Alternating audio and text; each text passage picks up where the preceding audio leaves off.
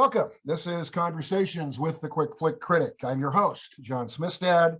Each week, I introduce you to a wide range of remarkably creative and inherently interesting people representing a broad spectrum spanning the world of entertainment. I invite you to listen, learn, laugh. Today's guest, and this is gonna be fun. We've got many things to talk about with this lady. Her name is DANA. DANA, pronounce your last name for me again, please, so I get it correct. ZYASHEVA. ZYASHEVA. Okay. I'm going to call you DANA from now on. Is that okay? All right, cool. You've heard her voice. DANA and I corresponded a year ago, this month actually.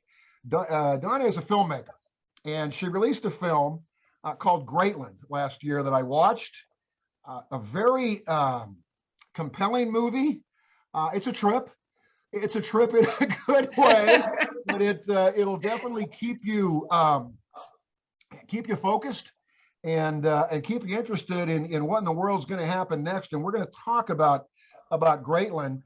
And that movie, again, that was released last year, and I interviewed DANA about on my blog, The Quick Flick Critic, is described as a dystopian sci-fi film. That, I think that's pretty much as close as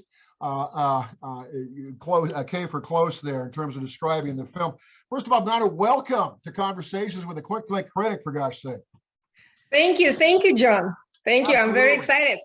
Though this is going to be great. I wanted to go back and talk about Greatland, your film. And it's, again, we described it in kind of a general sense as a dystopian sci-fi film. There's a lot of subtext going on here, a lot of different messages and things that it's important for you to share as an artist and a creator. Going back to our interview, there's a three things that I wanted to touch on and have you kind of flesh out and talk about, if you will, DANA. One is you talked about tuning into the people's mood in Greatland. Can you talk about, and you did this with a specific character, the character is Clerk. Talk about Clerk's function in the movie and about what you mean by tuning into the people's mood in your film, Greatland. Clerk is a central character in Greatland, although he appears only in the second part of it, but he is the one who is explaining the audience and Ulysses, the main protagonist of the film, what Greatland is all about. And in a way, Clerk is me, because I'm coming from a family of statesmen back in my home country, Kazakhstan.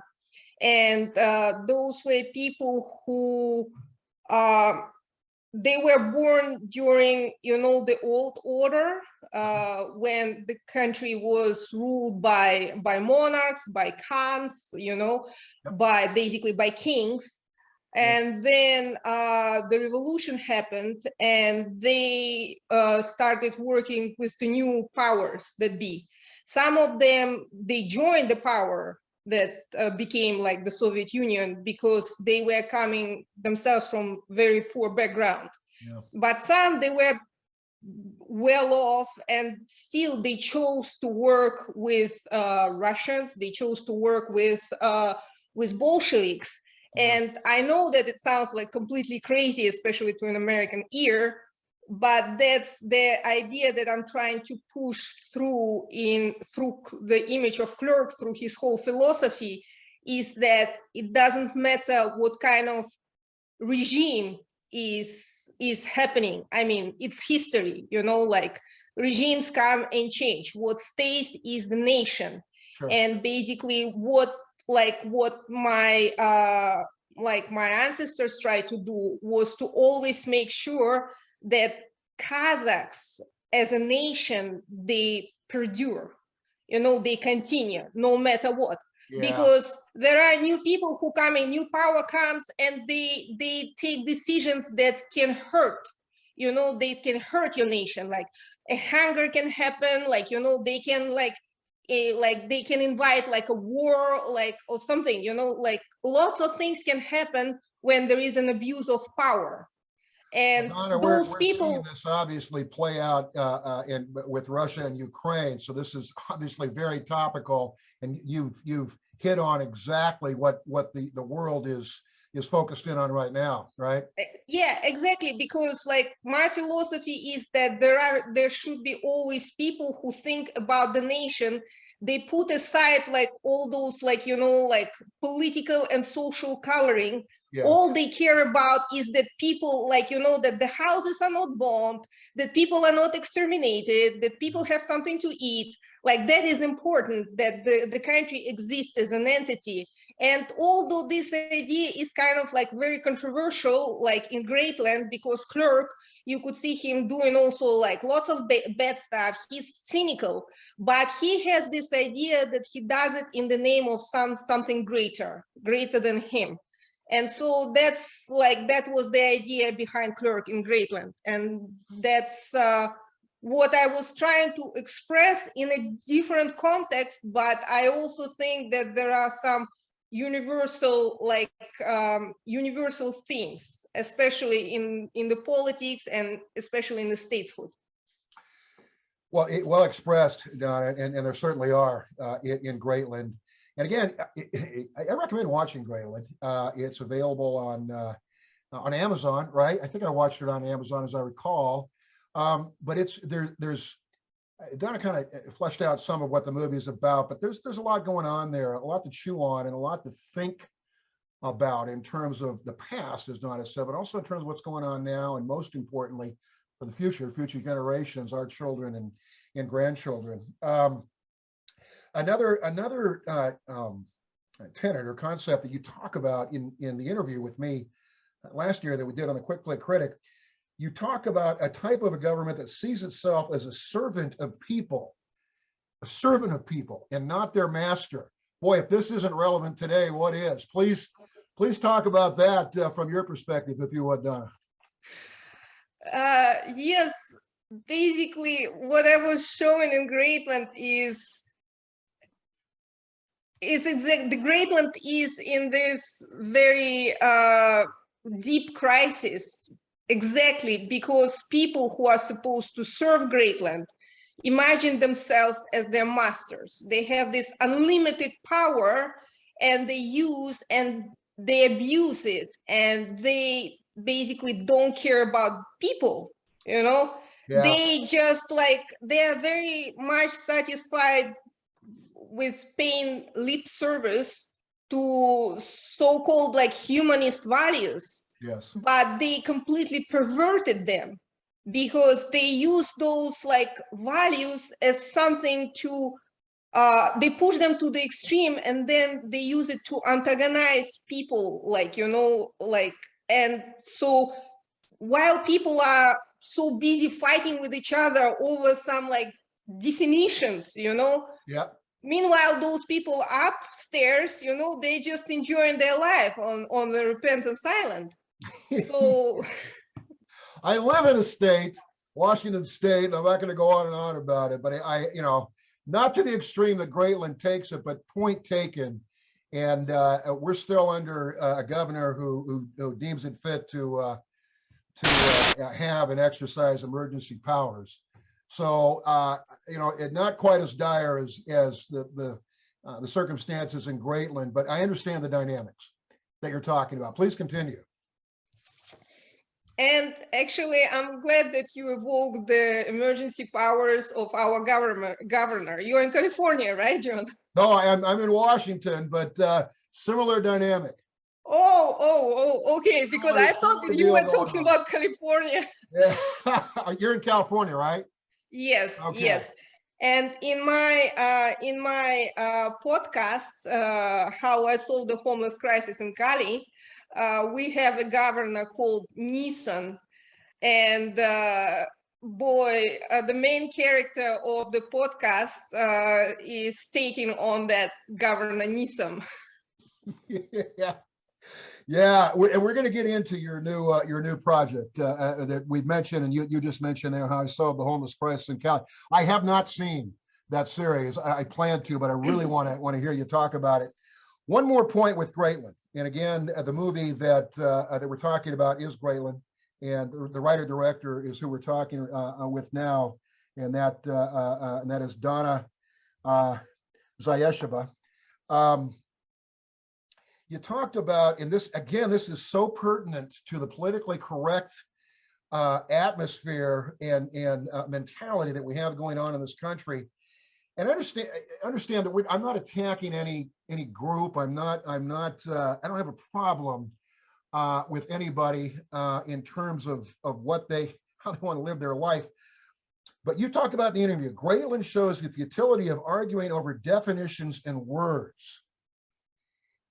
You know, and boy, we're seeing that daily, where people are looking to jump on somebody because they didn't use the correct definition or word, to the point where it's common sense are two words that we often talk about that are too often lost. There's just no common sense in that whole mentality, that whole sensibility. Can you talk about that, about the futility of arguing over definitions and words in Greatland, and expound upon that in terms of our society?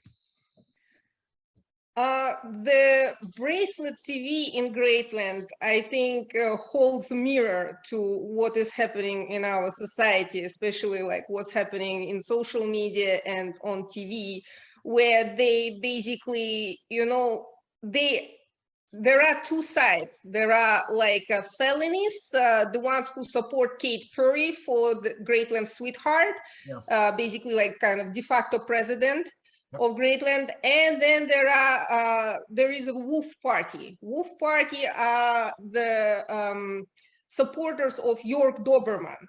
He's a Doberman, and he runs against Kate Perry like for the title of the Greatland sweetheart. And so we have debates between the Wolf Party and the felonies on Bracelet TV. It's the only TV in Greatland. Yeah. And I mean, it could go forever. I filmed probably like 2 hours worth of debates, because I mean, you can argue any point, like, you know, like, sure. I say 2 and he says like 3, and like there is no, like, we never agree.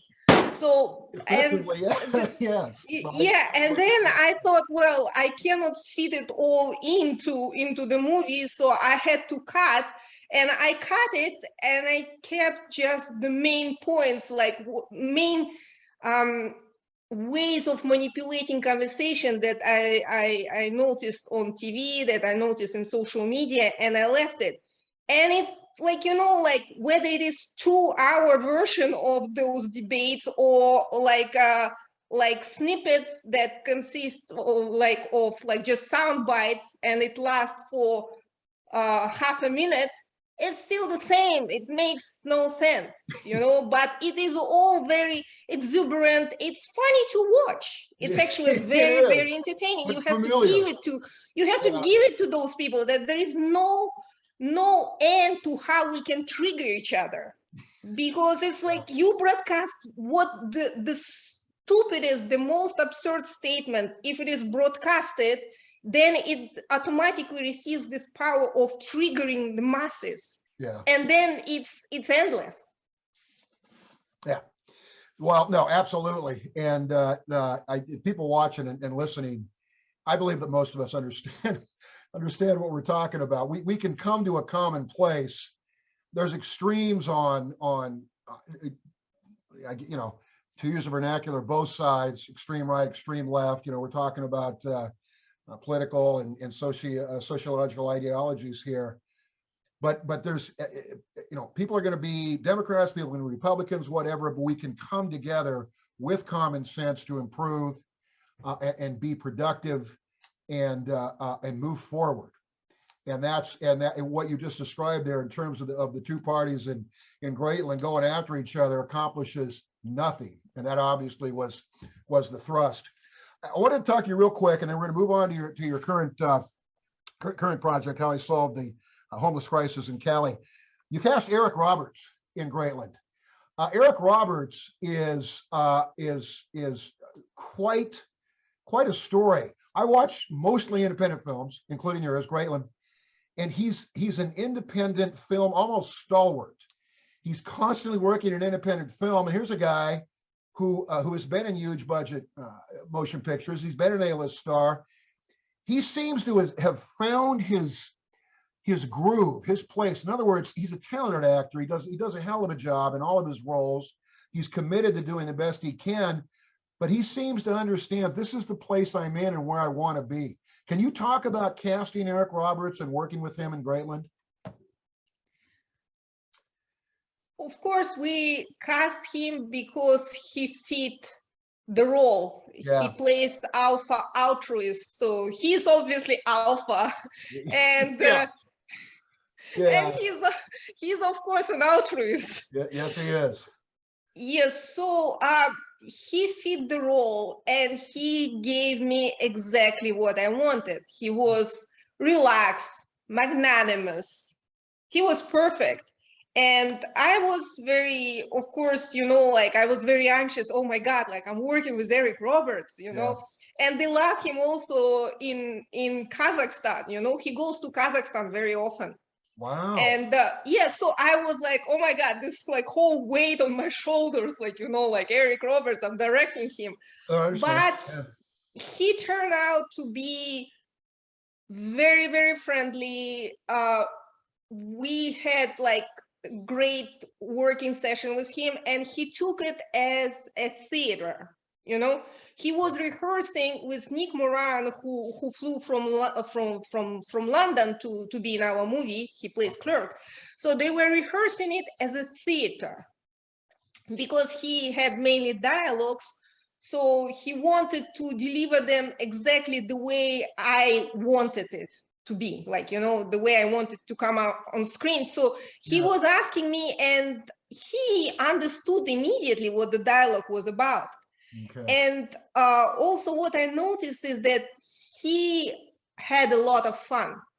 Well, I think he's kind of like an omnivore, he wants to act, he wants to be in front of the camera, he wants to embody people, like, like characters, like, and I think he's just enjoying, and he's giving him his best, which is not very difficult because he's like a consummate professional. He's been in more than 400 movies, so he can do it in his sleep.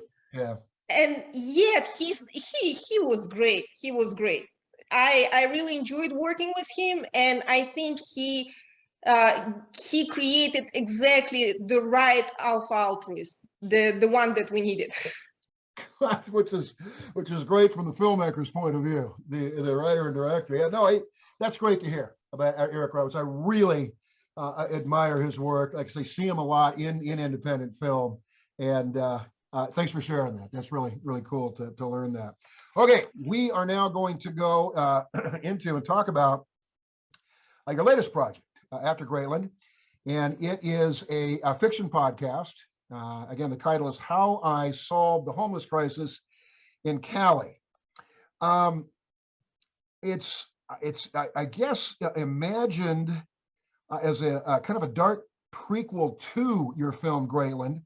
It's described, Dana, as a social thriller set on Venice Beach in California, where Dostoevsky's Crime and Punishment meets Breaking Bad.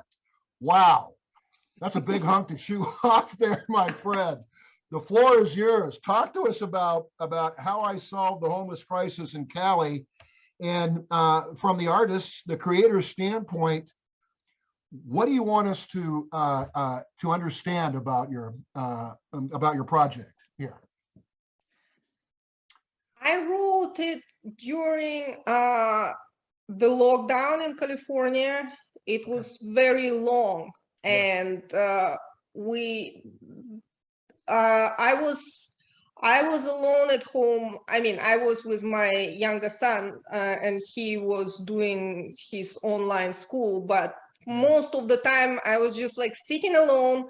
We couldn't go out, we couldn't do anything, and I just started writing because I have a lot of thoughts, you know, about the world around me, but I just Really? have Yeah, sure. I have no time to sit down and fix it on paper. And that was the first time when I actually had time. So I started writing, and it was just like pouring in, like out of me. You know, it's I love creating world or different alternative worlds, and that was the world that was alternative, and at the same time it was very familiar because this is what was happening around me. Yeah. It is alternative in a sense that it is not me. It's again, it's a young man named Jay, and a Lambda Californian, and he is like living his youth, like he's coming of age, like in this epoch of COVID in California. Yeah. And I just wanted to show his transformation from this kind of like, you know, the person with no political views, no any particular take on life, into someone who decides that like what he sees around him does not suit him, and takes the situation in his own hands. Then at the beginning, he's kind of like being operated on by all those like you know, like the latest political like dogmas, latest political technologies, and at the end he becomes the one who develops them. Wow. Okay, cool. And I also wanted to, you know, kind of like give more power to this Generation Z, because young people, it is a widespread opinion that young people, they mature very late these days, right? I have And 3 sons. It sounds like you have children. Yes, I believe me. I definitely understand. You know, we yes. love them. They're challenging, but they mature at their own rate. Yeah. Yeah, and what I wanted to show, that maybe underneath all this, like, you know, like kind of like relaxed, like laid back attitude, there might be actually something burgeoning, like, you know, we can't say revolt, but like they are not as, you know, clueless and careless as like we might perceive them. Exactly. So right. that's what I wanted to show, that like, yeah, you can be laid back and at the same time be tuned in what's happening. And maybe this like relaxed attitude is slightly deceptive. Yeah. No, it is. And it sounds intriguing. We want to let people know where they can see how I solved the homeless crisis in Cali now. I understand that the full first season is currently in production, but there are 8 episodes currently released on all podcast platforms. Is that accurate? Yes. Okay. Yes. So people can watch the first 8 episodes. Again, the series is called How I Solved the Homeless Crisis in Cali. This has been a really meaningful conversation. We were talking about entertainment. We're talking about your projects, but thank you for lending more heft and import to our conversation than that. I appreciate it. Thank you, John. Absolutely. Again, my guest has been DANA ZYASHEVA. And again, the movie that came out last year that we were talking about was Greatland. You can watch that on online platforms. I know Amazon is one of the platforms it's available on. Her current project is a fiction podcast, How I Solved the Homeless Crisis in Cali. And it is its first full season is in production. There are 8 episodes currently released on all podcast platforms, so look for that. Eventually, it may become a movie or a TV series, as Dana and I were talking about. That will do it for this episode of Conversations with the Quick Flick Critic. I'm your host, John Smithstad. The show live streams every Tuesday at 7:30 p.m. Eastern Standard Time on Rude Rangers TV. You can also download the Rude Rangers Unite app and watch conversations with the Quick Flick Critic, the live stream on a number of platforms. Are constantly growing. Some of the major ones that Don is familiar with: Roku, Amazon Fire TV, Google Play, and many, many others. So until next time, listen, learn, and despite some of the things that Don and I talked about in the current state of our world, which is kind of an ongoing state, we understand that, and we all pray and do what we can to improve our future for the generations to come. Laugh. Goodbye, everybody.